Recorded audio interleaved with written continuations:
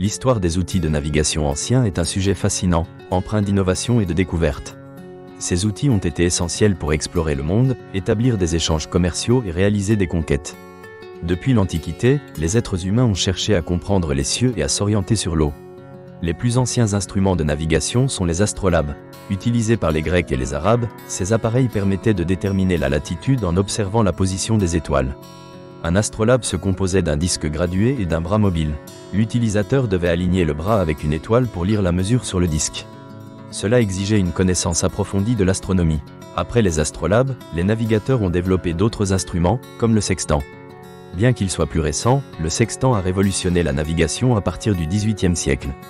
Il mesurait l'angle entre un astre et l'horizon, fournissant une précision inégalée pour le calcul de la longitude. Son utilisation a conduit à des voyages plus sûrs et à une meilleure connaissance des océans. Les navigateurs polynésiens ont également utilisé d'autres outils et techniques. Ils se basaient sur leur compréhension des courants marins, des étoiles et des oiseaux. Grâce à leurs pirogues, leur expertise leur a permis de coloniser des îles éloignées sans instruments de mesure similaires à ceux des Européens. La boussole, née en Chine au 1er siècle avant notre ère, a été un autre outil déterminant. Elle a permis aux marins de s'orienter même lorsque le ciel était nuageux. Sa diffusion en Europe a été cruciale pour l'exploration et le commerce, surtout durant les grandes découvertes. Le développement de la cartographie a également joué un rôle fondamental. À partir du Xe siècle, les cartographes arabes ont élaboré des cartes maritimes qui ont servi de référence pour les navigateurs du Moyen Âge. Les cartes portulan, représentation graphique des côtes et des ports, ont été créées grâce à des avancées dans les techniques de mesure et de dessin. Les Vikings, au IXe siècle, ont fait preuve d'une grande habileté en navigation.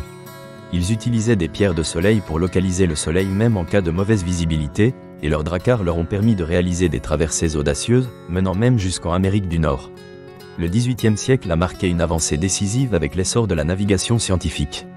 La détermination de la longitude a conduit à des recherches intenses. John Harrison a conçu le chronomètre marin, permettant de calculer la position exacte en mer, rendant possible des navigations commerciales sur de longues distances. Au-delà des instruments, la prise en compte des facteurs environnementaux a été essentielle. Les navigateurs ont appris à lire le vent, les vagues et les courants marins. Cette compréhension est le fruit de l'expérience accumulée au fil des ans, transmise par des récits d'aventure. L'impact culturel des outils de navigation est également à considérer. Les contes de marins ayant bravé les océans et les mythes fondateurs sont ancrés dans les histoires des civilisations. Les instruments de navigation sont devenus des symboles d'innovation et de détermination, révélant l'ingéniosité humaine et l'esprit d'exploration. En conclusion, l'histoire des outils de navigation anciens est plus qu'une simple chronologie d'instruments. Elle incarne les efforts incessants de l'humanité pour conquérir l'inconnu. Chaque avancée technologique et chaque découverte ont permis d'ouvrir de nouveaux horizons. Ainsi, l'héritage de ces instruments perdure, éclairant notre compréhension des océans et des voyages.